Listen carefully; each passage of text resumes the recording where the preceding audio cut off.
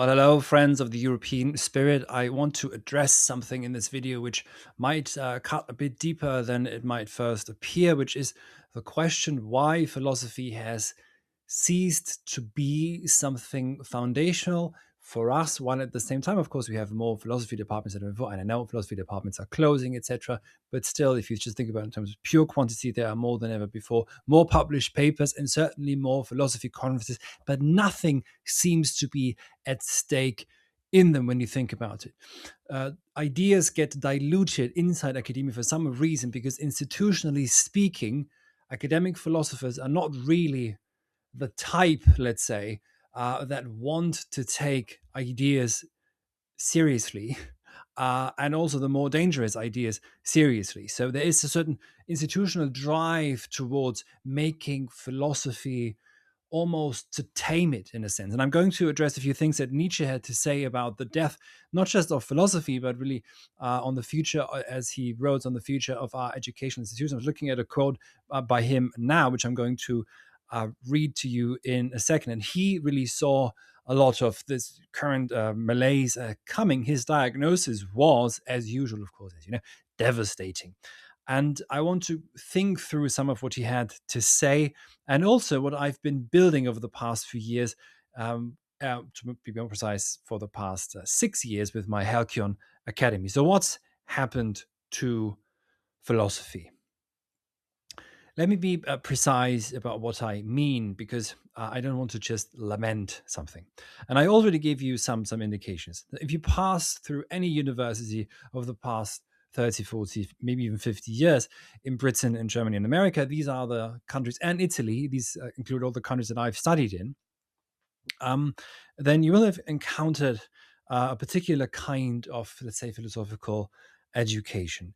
What you will have been taught is philosophy as a professional specialization. And what Nietzsche points out in his On the Future of Educational Institutions is that there's a sort of a profound contradiction at the very heart of the educational reform at the time, the 19th century, which is what we're still living through, which is that we want two things at once that are contradictory. We want generalization and specialization at the same time, to put it simply. We want a general, or we want education for all, general education, general Bildung, but at the same time, perfect specialization. Now, when you think about it in terms of philosophy, what this does to philosophy is, of course, that philosophy itself very often gets reduced to specific logical, so-called logical problems that have to find neat answers for.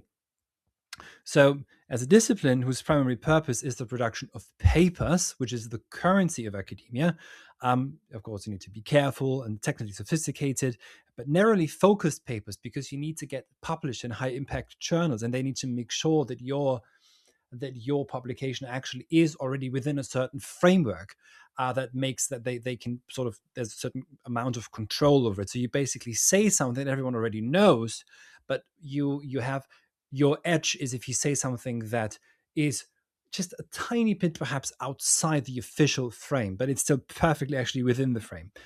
So, of course, this is the case for analytical philosophy, much the case the same, of course, also for continental philosophy. So I don't want to dismiss anything, but I do think that someone like Nietzsche, and he was already not possible in the 19th century, but even someone like Hegel today would not be possible. Um, but let's just say the cost is enormous. And what Nietzsche called the philosopher proper, which is the Gesetzgeber der Zukunft, so the lawmaker of the future, someone who doesn't just dwell on the past in this antiquarian sense and tries to pigeonhole and categorize the history of ideas or the history of philosophy perfectly. No, a philosopher is someone like Plato who makes the laws of the future, who writes, in a sense, the future. This is what philosophy does. So philosophy has to be dangerous. I mean, there's nothing more ridiculous than bourgeois books about Nietzsche, I am dynamite, where then Nietzsche is described as a really actually a good liberal, someone we might agree with when we have tea or a pint.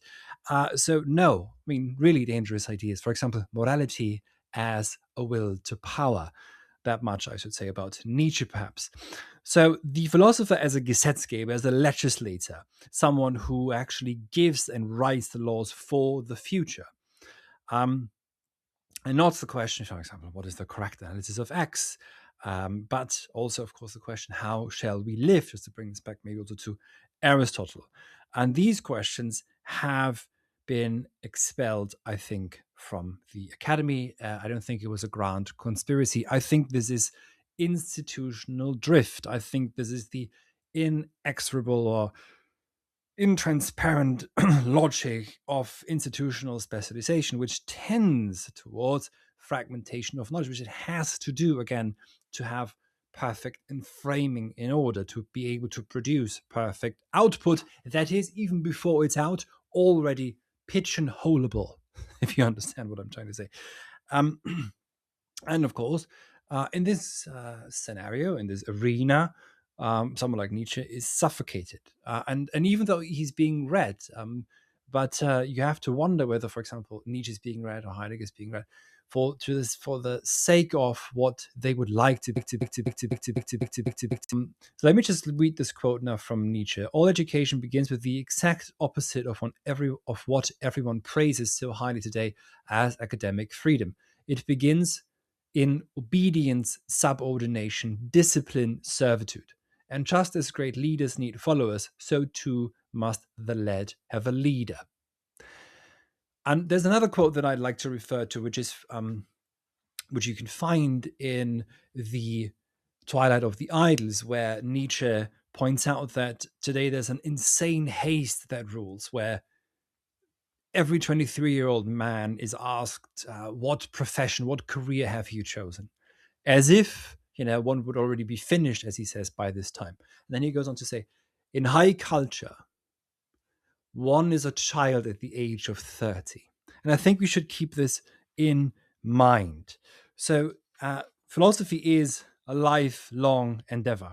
I am, of course, aware that this is also a video here, but I don't think that I quote Nietzsche in sort of terms of motivational quotes. Stoicism is a productivity framework. Heidegger can, of course, one of the most demanding thinkers of all times, can, of course, be quoted in business podcasts, etc. So there are all these things. Maybe that's even legitimate to a certain extent. But if you're seeking quote serious depth, then I think very often you're not finding what you want to find, be that within academia or outside academia. And of course, Nietzsche's prophecy of the last man also comes to mind here. You will recall that the last men are those who blink. They only want comfort, small pleasures, and they want the abolition of everything and anything that disturbs. Not a counsel of despair here at all, because I want to show you that there's something else happening. There is something outside the academy or the official academy, and where we could say this is where we're trying to read philosophy proper. And I think that I'm doing that work with my Halkyon Academy. And what we're doing, I'd like to point out to you. Now, if you've never heard of it, I'll link to it as well. So let me try and show you what we do at Halkyon. What we are is a philosophy school in the proper sense. We're not a university in any institutional sense, and I have resisted institutionalization now for the past 6 years. I could almost say for nearly a decade. That sounds much longer. So we are a school in terms of scolaire, which means leisure, in this old European sense, my dear friends of the European spirit. We are close in spirit to what Plato built with his academia, and we are, of course, also close to the guild, the medieval guild of teachers, of scholars who traveled across Europe to teach those who wanted to learn. And the guiding principle is very simple. We focus, for example, on one text for an extended period or on one concept, such as leisure. There's a course on otium cum dignitate, on leisure with dignity, or we focus on one thinker, let's say Heidegger on technology or Nietzsche's philosophy of life affirmation, which of course has to include his diagnosis of nihilism. And then we read just one text, or we focus just on one idea, and then we see this idea travel, and we don't survey. So my course on Kant, for example, on his critical philosophy, is not here are the 5 main ideas so you can regurgitate them, which is what I saw within the universities that I've been teaching so far. But we have to work with the text. So we read the text. I struggle through it just as you. And then we learn together. And of course, when you take this as a, let's say, video course, then the video lectures plus everything else that's included are there to guide you in your own reading. To quote Wilhelm von Humboldt, one of the great educators and reformers of the 19th century, he believed that taking seminars is a minor matter. What's more important is that you focus on the idea and the concept and then work through it, and you have some guidance from the professors, but they're certainly not just there as sort of masters who teach you. And so, as I mentioned, Heidegger's, philosophy of technology, for example, Kant's critique, Goethe's Faust.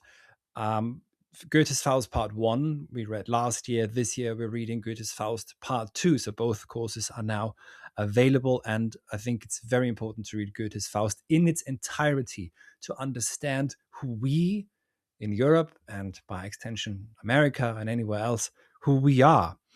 And I'll just perhaps, if you've just stumbled across this channel and you've never even heard of me, who is this fella here? I'll just mention briefly that I did my PhD at University of Warwick on Heidegger, and the book is published. It's right here, Heidegger on Death and Being, published by Springer a few years ago.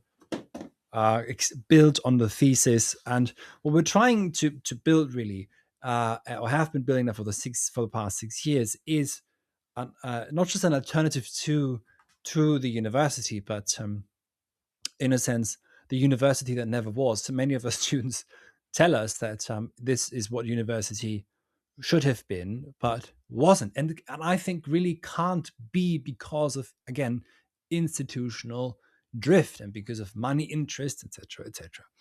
So I make this particular video also to, if you ask yourself, how do I go deeper? How do I even begin, etc.? What kind of texts to read, etc., etc. So I'd like to say that perhaps this summer, you'd like to spend this summer in Arcadia, in a place where you are focused on 1 or 2 texts. And so I'm opening enrollment for the Halkyon Summer School, and I'd like to offer you, if I just point this out, I'd like to offer you 25% off. There's a coupon code, which I'll mention. It's Halcyon Summer, in the spirit of the Halcyon days. And if you use this code, I'll show you where. I'll show a little video here on how to do this. Then you get 25% off any course. And so I'd like to close here now with a quote from Nietzsche, which you also find in my channel description here on YouTube, which has been there since the very beginning. In his Zarathustra, Thus Spoke Zarathustra, Nietzsche writes the following: "In even what you abstain from weaves at the web of all future humanity. Even your nothing is a spider web, and a spider that lives of the blood of the future." And that stayed with me for many years now, ever since I first read it. And I think what Nietzsche is telling us here is that there's a certain weight. This is the weight of the eternal recurrence of the same, and what happens if we remain in inaction or indecision. The decision, for example, it's a decision to not decide. The decision not to think carefully, not to read deeply, not to focus on that one text, maybe Plato's Republic that you've always been meaning to read, or Heidegger's Being and Time, or Nicomachean Ethics. And should I just point out, perhaps if you take my course on Aristotle's Nicomachean Ethics, then for anyone who takes the course, if you send me an address that I can send this book to, I'll send you a free copy of my book on eudaimonia, which is based on the course. So I think that there is, again, institutional drift, etc. And there's no one to blame in a sense. but something genuinely important is at stake. If academic philosophy doesn't remember again what it's supposed to do, which is to be dangerous, actually to be anti-institutionalization. Yeah, to be philosophy is unsettling. Yeah, it's not nice. It's not something cutesy. Because even the question, "How should I live my life?" asks you to courageously confront your life decisions, and that is unsettling in itself. So I think what I've not found, what I've not been able to find within academia, I have been building for the past 6 years, for nearly a decade. And so I'd like to invite you to come along and join the ride. There is a link to all our courses and some of the courses I mentioned are direct links here as well. And again, there's 25% off for a limited amount of time for this summer if you enroll now. So again, thank you very much for listening, friends of the European spirit. And if you haven't subscribed yet, do so now. And if you haven't yet enrolled into any of our courses, do so now as well. We see you inside the Halkyon Academy. It's digital great hall, and it's very labyrinths and mazes that you will find yourself in once you start actually reading and taking your studies in philosophy as seriously as you should, because as you know, all you do and all you don't do continues to weave your existence forever, especially what you don't do. Thank you.